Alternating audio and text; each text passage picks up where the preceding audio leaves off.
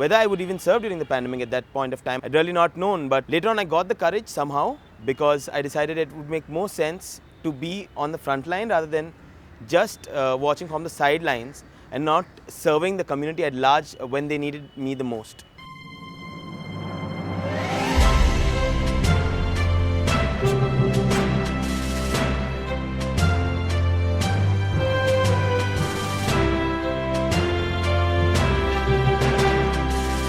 This is the Church on the Frontline with Bishop Alwyn De Silva. My dear friends, welcome to another episode of Church on the Front Lines. During the pandemic, many volunteers, healthcare workers, social activists were tired, were undergoing stress. But a number of them carried on. They worked for the welfare of the people. Today we have one example of a doctor who cared for his people, who reached out to them.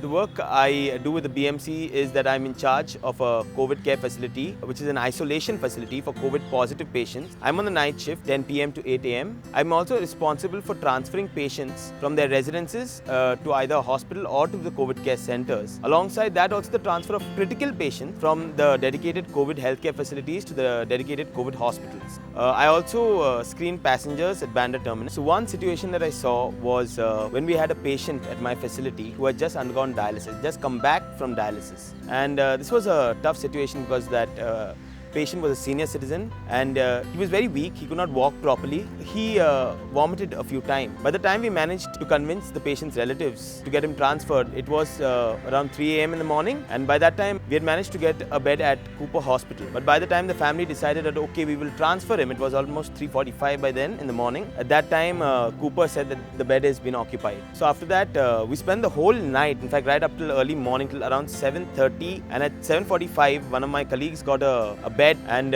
it took us some time to convince the family this time, saying that this may be one of the last beds available. So we eventually began taking him to that facility, and when we reached that facility I realized that this old gentleman could not even get down from the ambulance. I said, let's help him out. He's a senior citizen, almost my father's age. And to understand the pain he's going through, the isolation he's going through, a different set of emotions altogether, and to see someone at their most vulnerable, it really feels, to go forward and help them. During COVID, most of the patients' relatives are never with them. And during this time, I really experienced understanding that you need prayers, you need the Almighty Father, you need the Holy Spirit's intervention to really help you take such decisions, especially when a patient is at his most vulnerable and you're asked to give him some advice, and it's not very easy. I really became very spiritual during my service, and also get and improve myself, my thinking, my whole lifestyle. I basically went from a person who would really not be bothered about many people to being bothered about the little things in life. Understanding that when someone gets angry, it's not meant for you. Take it as someone can always have a problem. Even with our own colleagues during COVID, many of us have issues. The ambulance not coming on time, the ambulance coming late, we popping up there late, our transport not arriving on time. So yeah, I realized getting angry was one thing that I almost stopped during this whole COVID experience. I got a call, and that back then there were no war rooms, so the doctors used to receive the phone calls themselves. And I asked, what is the status of the patient? And they said, the patient is all right, she's a little weak. By the time I reached their residence with the ambulance, and that was almost 5 minutes after this phone call, I realized that the patient was not breathing, was in fact lifeless. So we took the patient to one of the peripheral hospitals of the BMC, and out there the patient was indeed declared dead. And then I realized that the patient was a COVID suspect. It was a big thing to even be around a COVID patient. And this changed my opinion that we do our bits, but sometimes we never win. This is life. I always wanted to be on the front lines, especially during a pandemic, but also the thing of getting scared, to having to take snap decisions. Like, should we admit this patient or not admit this patient? Or should we give him medicine and wait and see? Those are things that have changed within me. I think I'm more confident. Serving in COVID basically changed my mind. I used to think it takes a lot of energy to go to the front lines. The first time you go, probably you will get scared. The second time you go, you will get scared. The third time you'll go, you'll actually go out of love and say, what new can we do and how can we really serve the community? And it feels really happy, when a patient gets back from the hospital and tells you, doctor, now I'm COVID negative.